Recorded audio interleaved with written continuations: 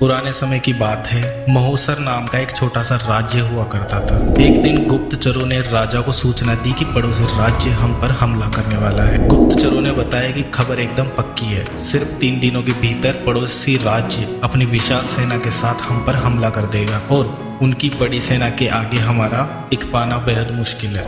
राजा बेहद चिंतित हो गया। उसने तुरंत सभा बुलाई और सभी लोगों से सलाह मांगी कि अब हम लोगों का मरना तय है। अगर किसी व्यक्ति के पास कोई सुझाव है तो वह अपना सुझाव हमारे साथ साझा कर सकता है। राजा के चतुर मंत्री ने कहा, राजन, अब हम जब जान पर बनी ही आई है तो इसका एकमात्र उपाय है कि हमें आज ही पड़ोसी राज्य पर हमला कर देना चाहिए।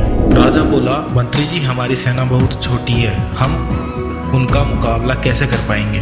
मंत्री बोला, राजन, पड़ोसी राज्य की अभी युद्ध की तैयारी नहीं है। अभी उन पर हमला कर दिया तो वह संभल नहीं पाएंगे और हमारे जीतने की कुछ तो उम्मीदें बनेगी। ऐसे भी अगर हमने हमला नहीं किया तो हमारा विनाश तो तय ही है, क्योंकि कुछ दिनों में पड़ोसी राज्य हम पर कूच करने ही वाला है। राजा को बात जच गई। उसने तुरंत अपनी सेना को तैयार होने का आदेश दिया और राज्य के नागरिक भी सेना के साथ जुड़कर युद्ध करने चल दिए। पड़ोसी राज्य में जाने से पहले एक सेना को विशाल नदी के ऊपर बना एक पुल पार करना था। जैसे ही सेना पुल पार करके पड़ोसी राज्य में घुसी तो राजा ने उस पुल को आग लगवा दी और सेना को बोल दिया कि अब हमारे पास वापस जाने का कोई रास्ता नहीं है, तो हमें विजय प्राप्त करनी है या फिर यही मरकर प्राण त्याग देने हैं। सभी सैनिक अपनी पूरी क्षमता के साथ लड़े और पड़ोसी राज्य की बड़ी सेना को मात दे दी। जैसे राजा ने अपनी सेना की असफलता के सभी रास्ते बंद कर दिए थे,